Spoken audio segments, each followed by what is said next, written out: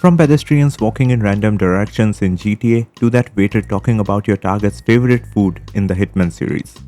These details make the character you're playing feel like they're actually part of a living, breathing world, rather than just a cursor in a massive digital sandbox. But how do developers actually pull this off?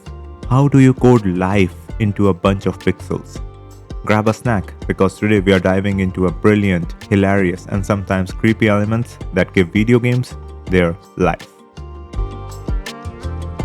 First up, the daily grind. In older games, NPCs were essentially animatronics. They stood by a door 24/7 just waiting for you, the glorious main character, the hero of the story, to arrive.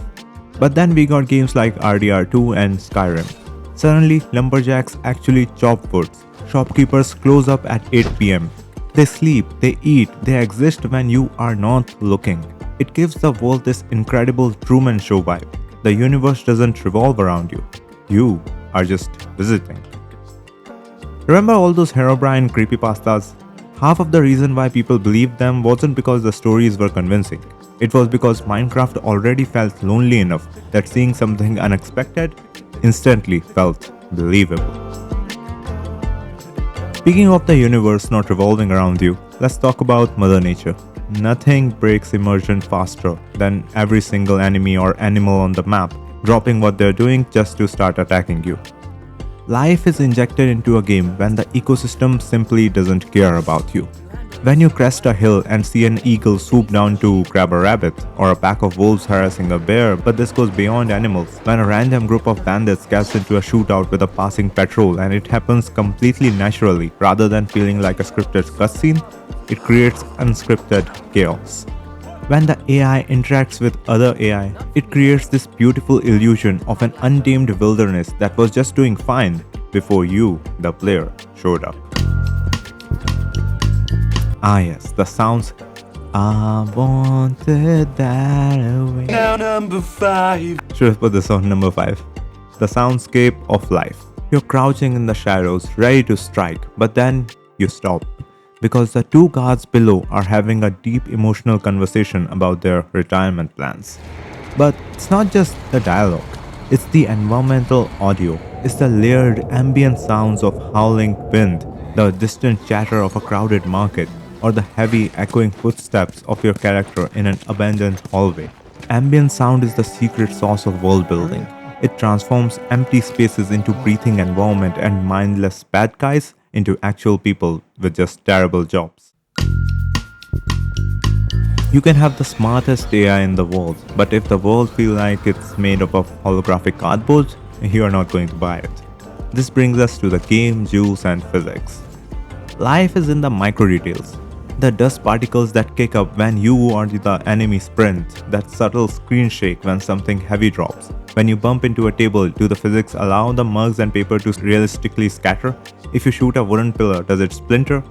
When the world physically responds, breaks, and moves realistically when touched, the screen disappears. You aren't just playing a game anymore, you are leaving physical footprints in a different universe. But leaving physical footprints is one thing. What about the world reacting to who you are and how you present yourself? Let's take it all the way back to San Andreas. If CJ eats too many burgers, he physically gains weight. Pedestrians and gang members will absolutely roast him for it as he walks by. Back of your neck look like a pack of hot dogs. Yeah? Well, you look like something I'd leave in the toilet. Or look at the Hitman series. If 47 walks into a high security party dressed as a giant pink flamingo, the NPCs doesn't just ignore it, they mock you and question your fashion choices. I don't know. Off? For a job interview, I mean. My suit is at the cleaners. And you couldn't find anything else to wear. Correct. You must lead a very interesting life, my friend. You have no idea. Social reactivity makes your avatar feel like a real person in a society and not just a floating camera with a gun. A living world shouldn't just exist in the present, it needs a history. Enter environmental storytelling. Yes, it's time to become Christopher Nolan. You don't always need a glowing text log or an audio diary to tell a story.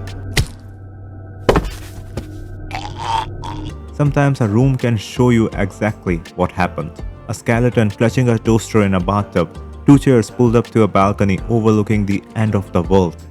When landscapes and rooms show the evidences of past events and tragedies just through the placement of objects, it rewards players for paying attention and proves that the world existed long before the player decided to press the start button.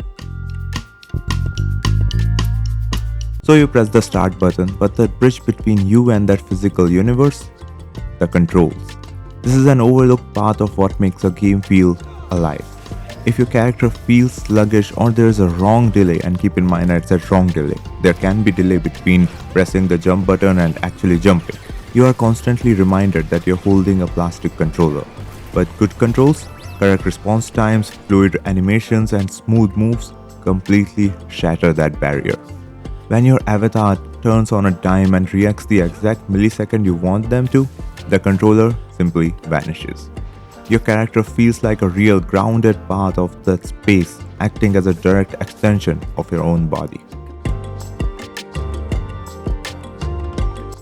So we have talked about how the world moves, the character moves, etc. But how do you see it? Well, just like in movies, the camera isn't just a window, it's an active storyteller. A close, tight first-person perspective pulls you right into the action and intimacy of the world. Every corner is a threat.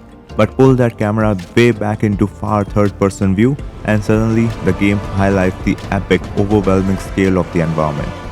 I will highly recommend checking out GMTK's camera video here. Then you have linear over-the-shoulder cameras that ground you in the emotional weight of a character. And of course, we can't forget the classic fixed camera angles. By literally taking control away from the player and forcing you to look down in a dark hallway, developers induce pure dread. The camera dictates what you see, what is hidden in the shadows, and ultimately, how you feel about the world you're standing in. Now, at the end of the day, making a video game feel alive isn't about photorealistic graphics or having maps the size of Jupiter.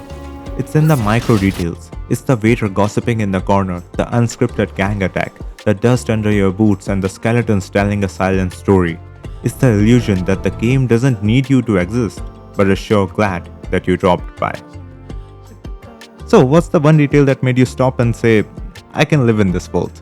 Let me know in the comments down below, and please like if you enjoyed this video, and subscribe if you want more games and game dev related content. And yeah, I'll see you in the next one. Cheers, peace, and keep making awesome stuff.